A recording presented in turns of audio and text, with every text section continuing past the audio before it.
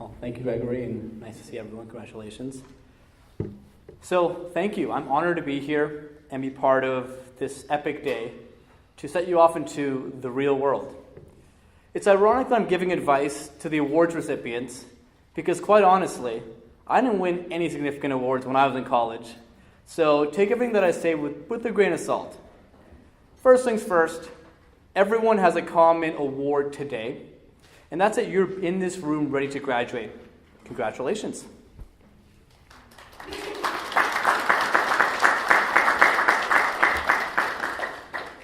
You see, tangible awards, much like the same one that you got today, are extremely rewarding to get. They feel good to touch, and you can show people proof that you got recognized and you did something extraordinary. However, before you move into the real world, I believe there needs to be a specific mindset shift around awards.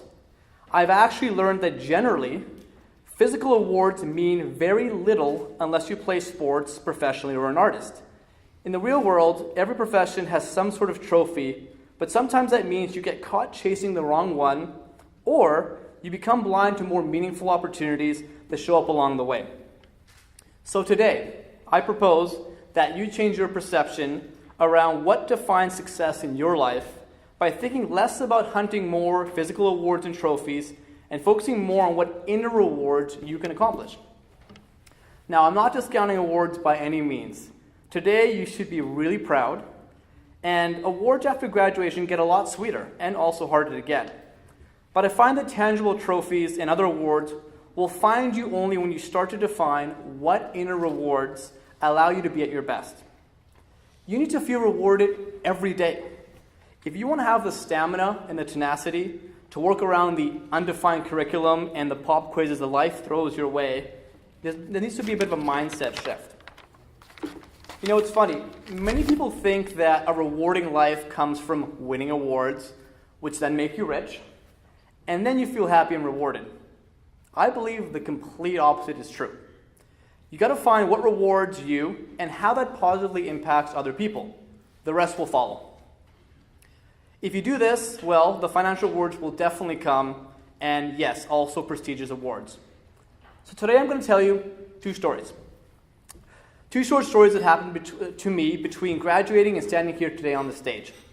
They focus around unplanned rewards that I could have never predicted when I was sitting in your shoes about to graduate. The first story revolves around winning a physical award and then chasing bigger awards for fame on being on a popular Canadian show called Dragon's Den. So, rewind to 2013. In one of my most suspenseful days and nights as an entrepreneur, we had just won first place award at a startup incubator for a demo day pitch in front of 300 investors. And this was all 24 hours after we decided to pivot the entire direction of our company. So it was a bit of a shot in the dark. We were the heavy underdogs and no one counted on us. But we managed to pull it off and our confidence was sky high. We were convinced that we had $1 billion idea. The cost of this, however, was that our egos grew and we started to pursue more awards instead of focusing what rewarded us and, more importantly, what rewarded our customers. So in 2013, we decided to actually audition on Dragon's Den where rich investors invested money into your company if they liked your idea. My company, Tangoo, at the time, had built an iPhone app that found you restaurants and food for your mood. A few weeks later, we got a phone call and we got the offer to actually go pitch in Toronto at CBC Studio in front of 1 million Canadians. We were beyond excited. Also a little bit nervous. So what did we do after we got this great news? We told the world we were going to be on a show and get investment, of course. We told everyone. We built up enormous expectation, and we got a lot of help along the way, helping us perfect our pitch. And while the help was useful, we had built sky-high expectations from our friends and our family, which now we had to fulfill. This can sometimes come back to bite you, and that's what happened to us. So in April of 2014, we flew to Toronto, and we pitched on the show. But we did not get investment at the valuation that we wanted. We actually got offered the cash award that we came there so badly wanting to get but it came at a big cost. We would get $75,000 that we were looking for, but at 25% of our company, instead of the 10% that we originally thought they would give to us for. The award was so close, you could basically taste it, but we never imagined it would come such a cost. So we had to say no, and we had to walk away with nothing. We failed to get our award, and we were going home empty-handed. But why?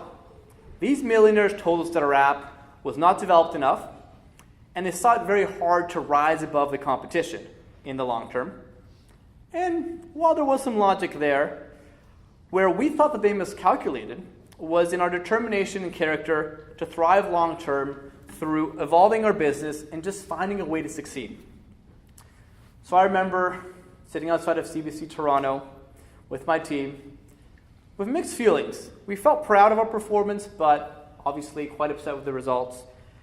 And what were we going to tell the hundreds of people back home that we told we were going to get investment on our epic journey?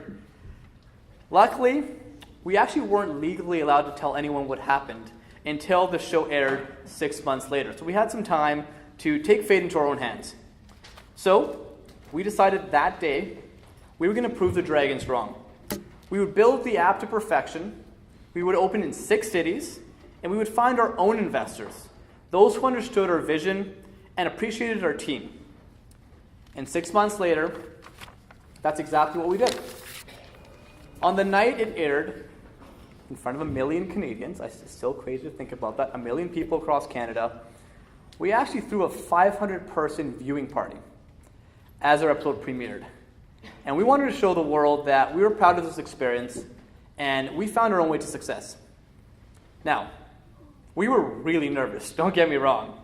I mean, imagine you putting on this big party and people thinking, well, if they have a massive 500-person party, they probably got every dragon to invest in them.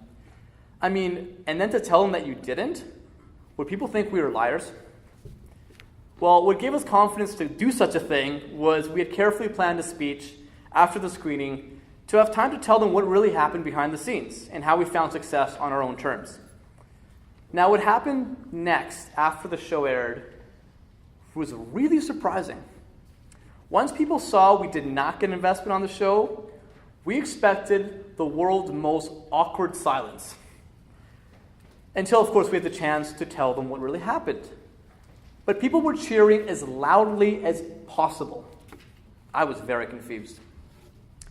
What I gathered later on was that people had intuitively clued in that we were set on what price we were willing to pay for this award. And people actually admire when you stick to what you believe in and you don't settle for less. We had some haters, of course. People said we should have taken the deal. But you'll always have doubters whenever you pursue your own personal rewards. And the icing on the cake to this wild night was when we announced that one of the dragons actually had changed their mind after the show. Vikram Vij, by the way, amazing Indian food. Maybe not authentic in every way, but it's a great mix of Indian and, of course, North American cuisine. Fantastic guy, and he eventually invested in us, which is pretty cool because on the show he told us flat out no. Look, the moral of the story was that when people much more important than you say that you're not worthy of an award, find a way to prove them wrong. And do it by demonstrating success to what is important to you. And guess what? The world notices when you stand up for yourself and you're authentic to what you believe in. This is something I'll never forget.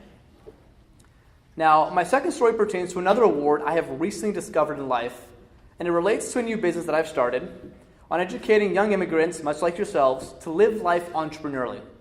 Not necessarily as starting your own company, but rather someone who thinks critically and can start their work careers here in Canada at reputable companies and make a real difference. It's called Life School. Now, first, some context. I'm also an immigrant. I came here at a young age from Mexico City, and my parents had some friends who joined them, of course, but I could never really tap into their connections for professional work. I found that really difficult.